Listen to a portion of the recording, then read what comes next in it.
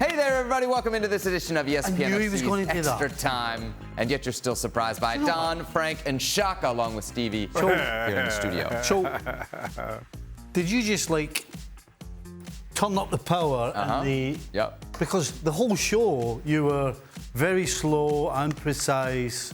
Very and stoic, yes. Stoic and all that. Extra Time's different. I want the viewers to sense that there's a different Seb, a different energy here for Extra Time. We're loosening up the ties. We're letting our hair down, okay? We're unbuttoning jackets. All right, That's all happening here. Yeah, you get yourself in the chair and you steady over there. Relax. So I am a problem because I don't have any tie, I don't have any jacket, I don't have any hair. So the three don't work for me. Don't you worry, Frank. You always bring the appropriate vibe here on Extra Time. First one comes from Grant. He says, Shaka, you need a chauffeur, right? Start, bench, drop, ride to work edition. Stevie, Don, or Frank will pretend that they're all local and available to pick you up. Oh, man. Let me see.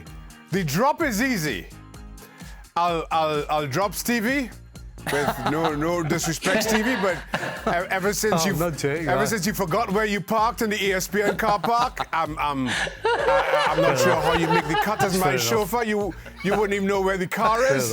All right. I'll bench Don after he crashed his bicycle. He ruled himself out of the starting position. So almost by default, my chauffeur is Frank Leboeuf. Fun, Frankie. And you're right. You're right, Shaka. But Frank I'm a very good driver. read English I will pick you up on time. I will pick you up on time. You will fasten your seatbelt and you will enjoy the drive. Don't worry. Thank you very much, Frank. Thank you. Definitely played a chauffeur in a play or something. Frank chauffeured me when he was over the last time. Really? So you've made a good choice, actually. Hey. Yeah. For the boys. And I'm cheap. I'm very cheap. I have no idea. Just laugh. For the boys. I say I'm a cheap chauffeur. Oh, he's a cheap chauffeur. Okay, good, yes. Who are the top three choices to possibly dethrone Manchester City in this year's Champions League? Stevie, we just saw the potential group of death, the Pots. Who do you think? Give me a top three. Well, you got Real Madrid, you got Bayern Munich. Napoli? Napoli, Don. Don loves Serie A, huh? No, I don't like the fact they've lost Kermit at the back. I don't like that. And they've lost the manager as well. That's not good either. Give me another third then. I'm trying to think. Who would be my third? Help me out here. Anybody from England? You've not named. You said Real Madrid and Bayern. No. No. Not Barca, no. So not England. Nobody from Spain. No. Nobody else from Germany. Anybody from Italy? You're not saying Milan. You said no to Napoli. No. No, I think that's tough. No, I absolutely think Real Madrid. Bayern Munich. Frank, what about you? After that, I'm kind of struggling. Who could take City down? I'm with Stevie. That's hard to find the third, but because we don't expect anything from them, I'm ready to put an ancient Frank on Paris Saint-Germain. You never know. Something can happen from them. Come on. Can I just say? Don't forget Seb. Don't forget Seb. And I put Canada in the semi-final of the World Cup, so I can bet on anybody from now. How did that go? I think PSG may be a good call, I like PSG. I think PSG might surprise us all this year. Get out, Shaka. Yeah, a bit of surprise, all right. Shaka just wants to stand up in a PSG documentary. What's the over-under? Nice. What's the over-under on PSG? I bet they get to the semis. I bet PSG get to the semis. On managers? Not or a chance. You're not putting any of your money on PSG. I'm with you. All right, do you think Newcastle will get out of the Champions League group stages while being in pot 4? So we did the group of death in the show. They were the team out of pot 4. Don, what do you say with your Newcastle ways? Yeah, obviously not in the group of death if that's who it's going to be. But to be honest, Debbie, I was having this conversation with my brother today, who's a massive Newcastle fan. And I think we want the big sides. I think it's St James's Park. We want Real Madrid's and AC Milan's. I don't think we want to sort of easy-ish type draw. I think we want the atmospheres to be there and the big clubs to come. That's why you're in the Champions League, so bring it on. Can I just say, Shaka? the elephant in the room, Frank looks gorgeous tonight. What are you saying? Amazing. He usually doesn't? No, he's got a tan on him. Hey. You know, that's me. That's my new haircut. That's what we do on Extra Time. Shaka, I love you, with your I love you guys. with your Newcastle ways, how worried are you about their Champions League campaign? Worried. Worried is not the adjective I'd use at all. No. I'm excited for it. And I think coming in as this being their first season back in the Champions League since God alone knows how long, I don't think there's an awful lot of expectation. So you enjoy it. And to Don's point, I think the Geordies want to see the big clubs come to St James's Park. So worried is not the right term at all. I think in 2 or 3 years, if Newcastle continue making the Champions League, then that expectation goes up. But I think Newcastle have the makings of a very good team. Listen, last couple of results against City and Liverpool have been disappointing, but I think they learned from that. And truth be told, they've got a very good goalkeeper. Last season shows that they've got a very good defence. I think they've got a very good midfield, which they've added to. And in Isak, if he stays fit, I think they've got a good attack as well. So, Shaq, did you play against Barca? I think Newcastle can surprise quite a few in the Champions League if everybody stays fit. Shaka, did you play against Barcelona when Tino Asprilla scored a hat-trick, St James's Park? I didn't play. I was there, but I wasn't on the pitch. A witness. Tell you one thing. I guarantee you, all the execs and all the coaches and everybody else looking at all those pots, I bet you every single one of these so-called big-name teams is saying, the one team we don't want in pot 4 is Newcastle. I guarantee that's what they're thinking. I'm sorry, Stevie, that's not the only one. Lens in France is kind of Newcastle. It's north of France. Fans are absolutely fantastic, crazy fans. The best atmosphere you can find, maybe except with Marseille when they're on fire. But you go to Lens, you're gonna have a dreadful evening. So nobody wants to pick Lens as well as in the group 4. Do you think the FA are making an example of Van Dijk? The time between VAR confirming the red card and Van Dijk leaving the pitch was less than 30 seconds. I've seen arguments over free kicks take longer. Van Dijk was charged with improper conduct by the FA. Stevie, what do you think? Are they making an example of him? No. Was his conduct improper? Absolutely. You can't hide it, can you? He had to go to the ref, he had to go to the fourth official. I mean,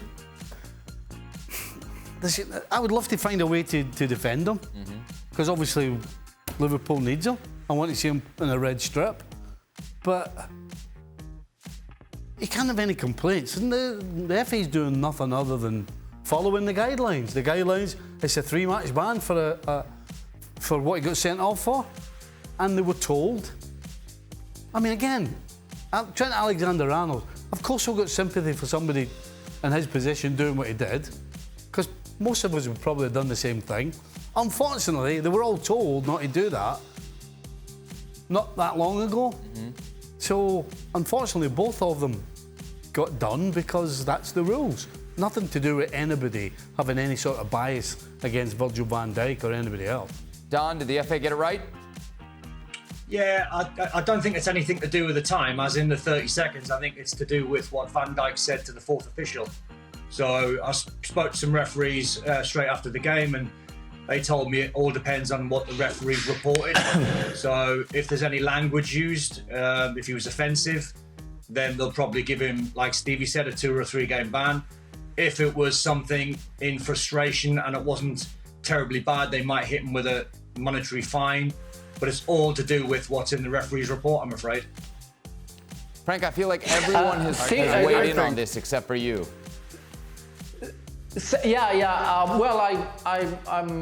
They have the right to do something. The FA, if Van Dijk said something after, but I don't know where the guys stand about that penalty, and I don't think that in our time that would have been even a foul, that would have been even a free kick. So I don't know where the football goes in the Premier League. We love that football because the real football, the contact sport and everything. I don't know if the guy found that it was a foul. I saw the highlights, I saw everything. Yes, he touches the guy, but he got the ball. A red card? I don't know. For me, I understand the frustration of Van Dijk. Whether he has the right to complain or not, okay, that's fine, get punished because you said something to the ref. But I would have done the same. I'm sorry. If I feel that I did the right thing at the time that I was getting the ball, I have the right to say it's not fair. So I don't know where the guy stands about that, and I didn't listen to them because we don't have the show in France. But really, can you let them know? I'm pretty sure that Don or Stevie would have made that kind of action. It would have been frustrated to get a red card because I think it would not have been even a foul in our time. So I understand Van Dijk a little bit. Do you want to tell him, Ola?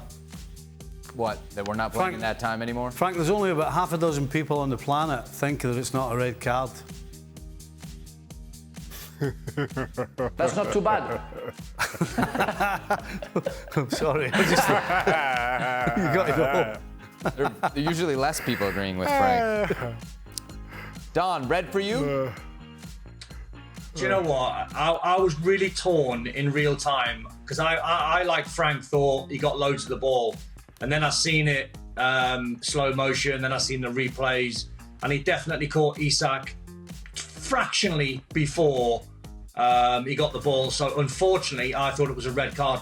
The bizarre law that's in our game, which I think is really strange, is Van Dijk makes the tackle outside the 18-yard box and it's a red card.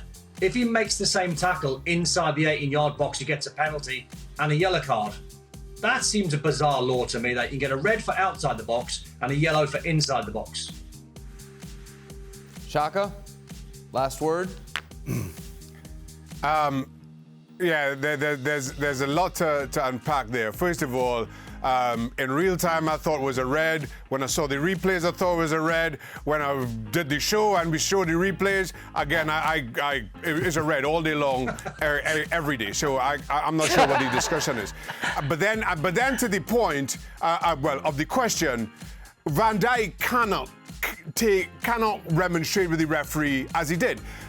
Every single team, every single player, I assume, was told that the referees would be stamping down on that, kind of given everything that we saw last season. Remember Mitrovic, remember Bruno Fernandes, and how that kind of snowballed and all the talk about that. So everybody knew that there was to be none of this and there would be a hard line drawn in the sand as far as approaching the referee goes. Van Dijk overstepped it, and whether you want to use the term made an example of, so be it, but that's how they're going to be dealing with it from now on, and nobody, particularly Virgil van Dijk, should have been surprised by the action to it. And then finally, as for the redrafting of the law, and as it happens, I was serving on the advisory panel on IFAB when that change was made. So some years ago, the denying of a goal-scoring opportunity was punishable by a red. But then when it happened in the box, the game felt that it was unfair to award a penalty and send the player off, that it was a triple punishment as it was then termed. So the counter to that was, if inside the box there was a genuine attempt made at the ball, it would be a yellow card and the penalty, feeling that the penalty and the chance to score would be punishment enough. If it happened outside the box, it would be a free kick and a red card, and so that side of the law remain the same. So this is how it's been adjudicated for the last 4 or 5 years. I don't see any issue with it. There is no kind of contradiction in the law and how it's applied. Everybody got that? Good. Ridiculous. Obligatory percentage question for Don. What is the percent chance your beloved Everton get relegated? My days. Can I tell you, after the Sheffield United game, that's who they've got next away from home. I mean, honestly, 3 games played, 3 losses, no goals scored, Sheffield United up next. The good news is they signed Beto, who made his debut tonight and looked a real handful from Udinese. Be patient, Everton fans, because his best numbers are 10 and 11, so he's not prolific. But what he is, he's a really good target man that you saw tonight. People like Dan Juma and people in and around him, Decore and Nana, will love playing off because he gets hold of the ball. He's aggressive, he's tenacious, like he bullies centre-backs. I know it was only Doncaster, don't get carried away, but still getting him through the door while Dominic Calvert-Lewin's injured, I think will prove to be a very, very good signing. But unfortunately, Sebi, I think it's all on Sheffield United. As it stands at the minute, I think I'd say it's a strong 60%. A 60% they get relegated, or 60% they stay up? No, I think get relegated. Wow. Go ahead, But I mean, Shaka. listen, that could go down to about 20 if they beat Sheffield United, because I'm hoping that the Sheffield United former side, Luton Town former side, and one other that keeps Everton up. Shaka? I just wanted during the show when you're showing the Everton Doncaster highlight, and you asked Stevie about Everton, and Stevie said, "No, I really hope they do well." I have never heard a more disingenuous statement. I fell off my chair. I was like, oh, goodness me. Let me change it. Let me change what I said, right? It's just Pinocchio there. Shaka, you're absolutely right. I don't want them to do well. Right, that was taking it too far. Do Yeah, well. I don't want them to get relegated, though. I don't want them to do well, don't get me wrong, I don't. But I don't want them to get relegated. That's a gospel, honestly. I do not. honestly, the pictures were up, and I could just, it just sounded wrong. It just sounded wrong. I thought it sounded wrong when I said it as well.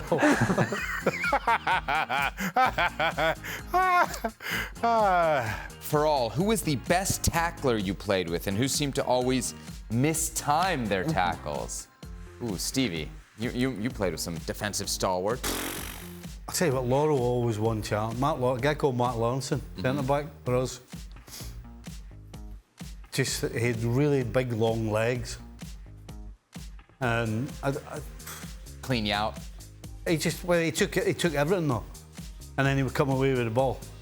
And back then you could take everything. Now you can't, right? No, but he didn't go through people to get to the ball. He did it legally, but he was just different class at it. Anybody who was bad with the tackle, like would mistime it quite a bit? I would think it'd be more like attacking players, right, that were trying to defend or something. No, well, people like Vinnie Jones just went out to mistime everything and kick. Yeah, but that was like an intentional mistiming, wasn't it? Yeah, that's different, right? Oh well, I mean, you definitely are now starting to talk about forwards. Because forwards don't know What they're doing. what they're doing. Frank, you agree with that? Basically, they don't. Oh, yeah, I totally agree with that. You know, when a striker tries to tackle you, you really have to jump because you know he can break your leg because he doesn't know how to tackle, so it's dangerous. That's for sure. But for me, the best tackler I ever seen and I played with was Vicente Lizarazu, playing for Bordeaux, Athletic Bilbao, and Bayern Munich, where he won the Champions League. Left back. Fantastic. Because he was a small guy playing left back. Yeah, he was tiny. And the guy, I saw him tackling like, I don't know, I don't remember the nickname that I gave him. You know, it was like a video game when he was playing, and he was like karate guy, you know, was doing like movement like chuk, chuk, chuk, and he was doing the same with his leg. And you know that he became a European champion of Brazilian Jiu-Jitsu. You know, when you have to strangle people and everything, he became European champion. He has a dojo at his place, and I can tell you, when that guy grabs you, it was like in a football field. He never let you go. He let you go until you kick the floor. You know. Tapped out. Fantastic player, great guy. Speaking of great guys, a few days ago, Craig seemed really surprised that a church minister would watch Extra Time and submit a question. But I wasn't always a minister, says our minister here. Have the panel ever played with a teammate that went on to do a job after football that really surprised them? Ooh, Somebody at the Revs. Somebody at the Revs. I need help with this. Somebody at the Revs is now a minister. Somebody at the Revs, a former player? Former player. Is Praying. now. Stevie's praying. Look, you're praying there, Stevie. I'm praying to remember the name. Well, let's forget the name. I need help. Just for the second. Did it surprise you that this player became a minister? Or could you see it coming?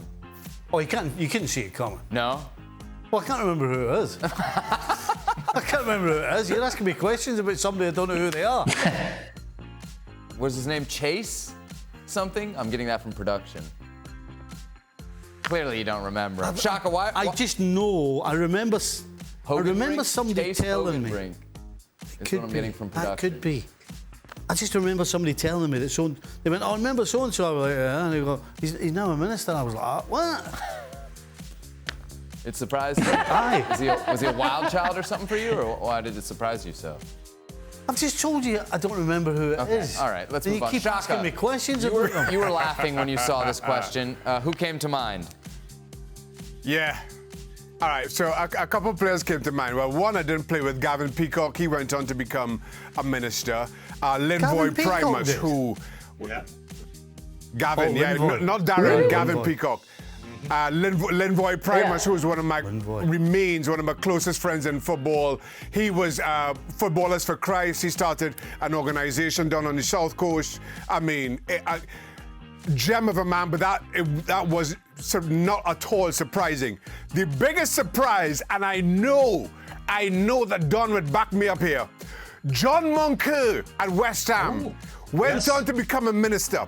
And just to put things in perspective, the first event when I joined West Ham, Steve Lomas was the captain. He hosted a party at his house. He had, the big tent up outside and all that. And the song came on from Full Monty, the movie, You Can Leave Your Hat On. And in front of all the players and all the wives, John Moncur does a strip with his hat and he finds a hat and just keeps his hat on. That is John Moncur as a player. And that was just the tip of John Moncur's iceberg. No, maybe I should have used a better phrase to describe that, to describe John Moncur, but let's move on. When you say minister, Shaka. Let's move on quickly. When you say let's just move minister, on. but when you say minister and John Moncur, loosely a minister. Because he still likes a few stories and he still likes a little beer. Harry Redknapp told me. Harry told me he went on to become a minister. So I'm taking Harry's word for that. My apologies if it's not that wouldn't be properly like Harry phrased. to exaggerate, would it? Frank, you became an actor. That a surprise? Frank? You know what? I was trying to think about some players. I have a friend of mine who become an accountant, but he wasn't that huge. But you know what? Just simple for me. Zinedine Zidane becoming a coach was a hell of a surprise when he decided to follow courses. I was talking to Christophe Dugarry. Is his best friend. He said, really, I don't know where the guy is going. Nobody believed that he was capable of doing what he was able to do. And he did great. And I told him, I wouldn't have bet on you, I don't know, anything, because I didn't think you would be able to do that. He changed and managed to do so. And congratulations to the guy. I mean, the guy is an expert of everything. It's still football. I didn't think about somebody else, but some people are saying that Frank Lober becoming an actor was kind of a surprise. Chase Hilgenbrink is the player. He played for the New England Revolution in 2008 with you, it would appear. He still doesn't know him. Yes. Aye. Glad we could jog your memory, Stevie. More like walk. Don't dare ask me a question. He's never heard of him. All right, that'll do it for this edition of ESPN FC's Extra